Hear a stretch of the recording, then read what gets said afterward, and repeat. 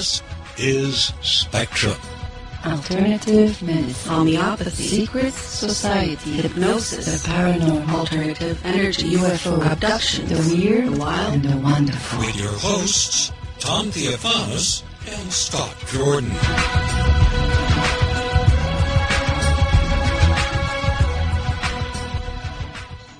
Hello, good evening, and welcome to the Spectrum Radio Network on BBS Radio 2.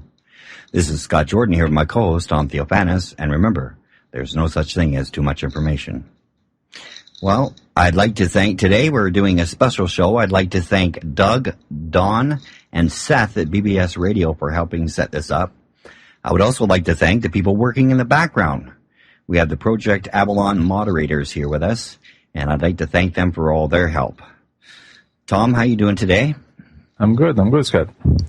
Well, today we're doing this special event. Our guest today is Bill Ryan from Project Avalon, who's the co-founder of Project Camelot, and he has a Bachelor of Science in Mathematics with Physics and Psychology.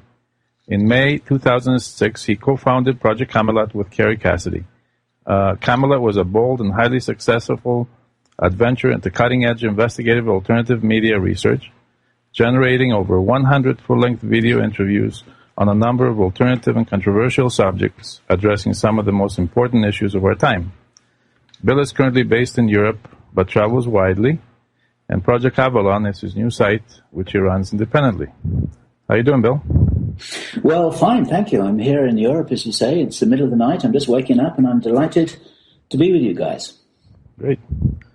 It's a little bit of an experiment today, isn't it? Because we're fielding questions from the good members of Project Avalon, and this is also going to be. Is this being broadcast live at the same time? It is to an audience. We are live. Yes, millions. Million. You never know. This is one of the exciting things about radio: is you never know who's out there, and you never know who's going to be out there when they pick it up later. This is the interesting thing. This is absolutely true. I mean, you've been advertised on BBS Radio's front page for about a week now, so I'm sure lots of the regular listeners to BBS Radio are aware of your being here, with you being world famous and all.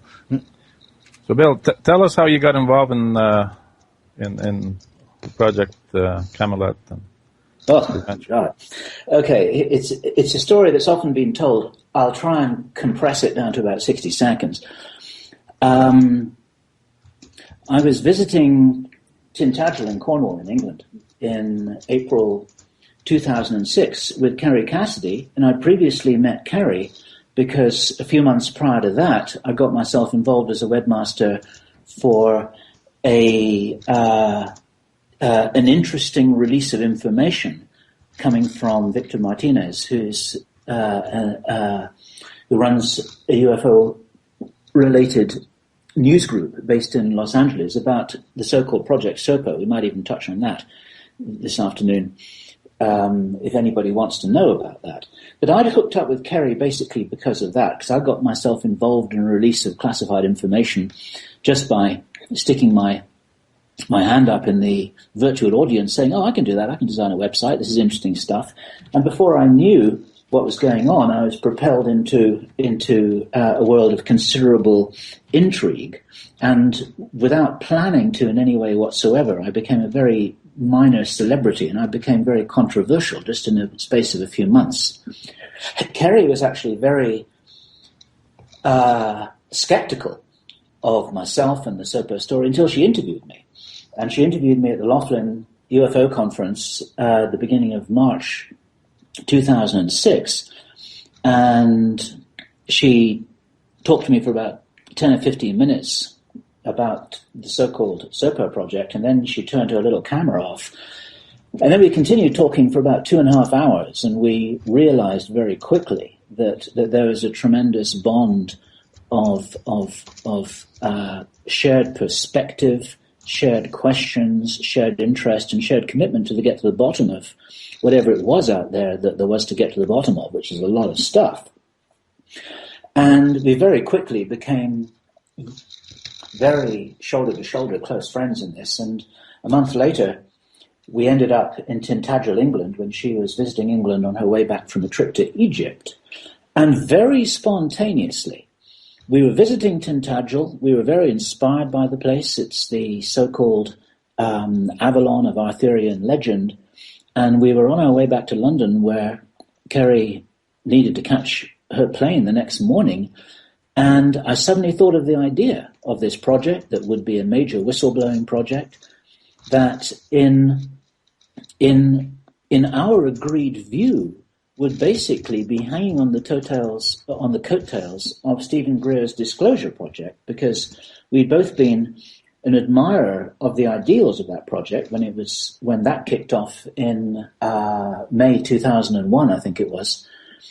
And at that time, 2006, we hadn't really heard much from the Disclosure Project since then. And we thought, well, I don't know what's happened to this, but maybe this is the kind of game that everyone can play. Even if we've just got a little pocket-sized camcorder and no money and nothing at all, we can actually start doing this. And it's kind of like we dared to believe that we could do something. It was like a grassroots disclosure project.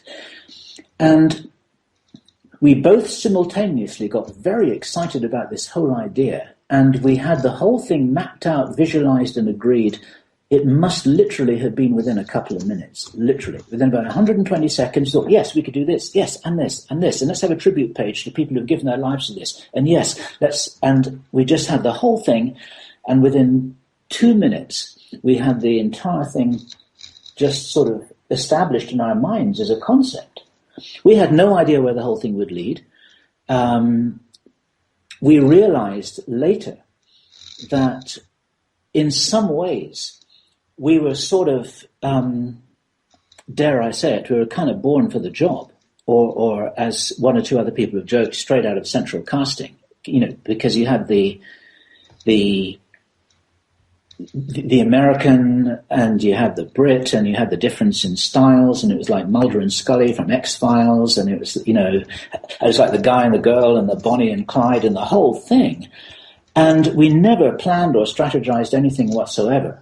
But what we very quickly learned, because people were writing to us to tell us, is that we were inspiring a whole bunch of people, because we were seen as being a sort of grassroots movement. We didn't have any money behind us. No one had put us up to this. We weren't representing any institutions or organizations.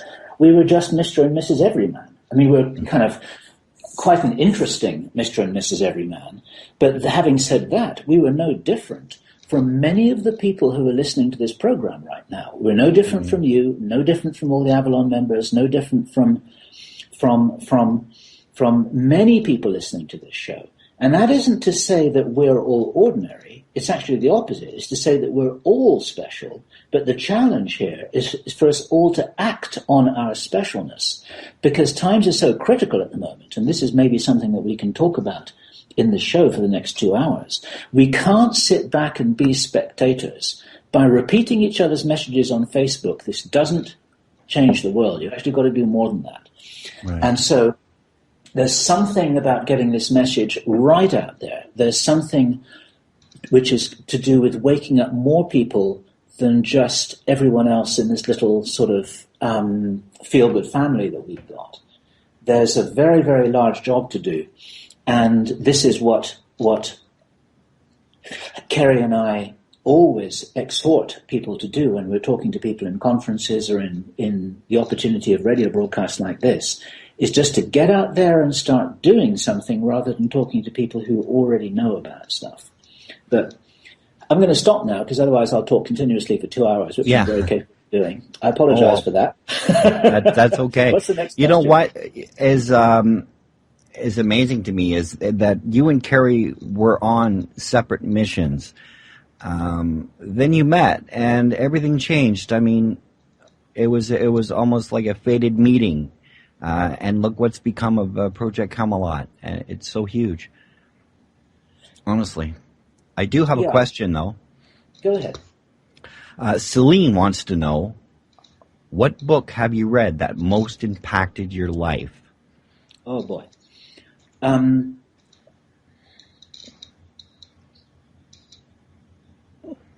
I'll try not to stare out of the window too long on this, because long, thoughtful silences don't make very good radio.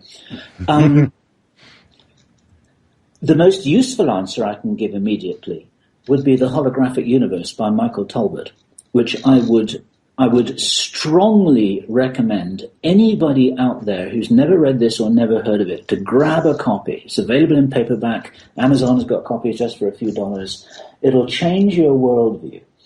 There are many other books will do that as well, but that's my flash answer, and that did have a significant impact on me when I first read it, which was quite a long time ago. I think it's back at the end of the 1980s. That's my best answer to that question right now. That's a good answer.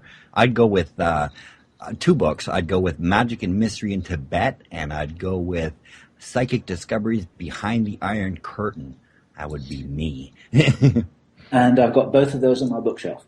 Yeah. Really? That Psychic Discoveries Behind the Iron Curtain is not easy to get a hold of. I bought that fresh off the shelf more than 25 years ago when it first came out. And this is an interesting story because, of course, the Russians at that point were ahead of the Americans in their psychic research. And this caused quite a scramble among the Americans to actually catch up with the Russians. And this is one of the reasons why the remote viewing program went underground, literally, using drugs, hypnosis, and electronics to enhance the products that they were getting. Because there was a whole psi race going on.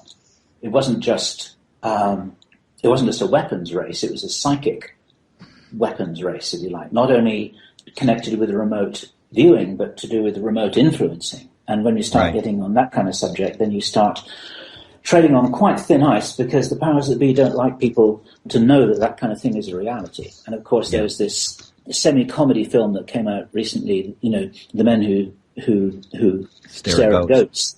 But there's a lot of truth behind that. And it was arguably a little bit of a disinformation job to actually present it as wacky comedy in the way that they did, because there's very, very serious research that went on behind the scenes there. Yeah, so a lot of research on the top level or the public level on SRI, which was the top level sugar coating projects that were going on that you could access and communicate with them. Yeah. But there is stuff going on a deep level that nobody ever heard of, or very few people heard of, and you would be hearing about it in the public. That's for darn sure. That's for darn Okay, there's a second question from Fred here. Tom, if you want to. Yep. He's asking, have you heard from Credo Mutwa lately? Any news of his trial in hell? Good question. Actually, I have not, I'm afraid. And the reason for that is simply that I never had a direct line to Credo. My line to Credo, as it were, came through David Icke, who's a very close friend of his, the two Icke brothers.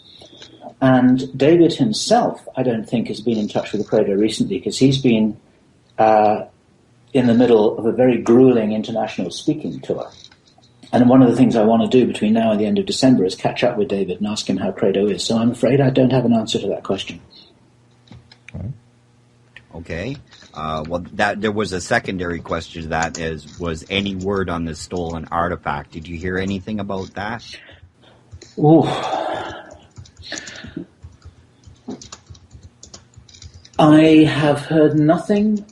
Yes, I need to think very carefully about how I should say this. I've heard nothing that I could substantiate about the artifact. The only thing which I sense, and other people sense as well, and which was hinted to me by somebody who had reason to have some information about this, is that it will not be returned. Now, that's not what people would have wanted to hear me say, and it's not what I actually wanted to say. And I don't even know if that's true. But just looking at the evidence, so to speak, the fact that this thing was taken from him back, I think it was in March or April of this year when this actually happened. And it hasn't been returned now. And therefore the odds on it turning up or being returned to him are probably getting pretty slim, So I'm afraid I don't have anything positive to report about that. Okay, I have a question from Heretic.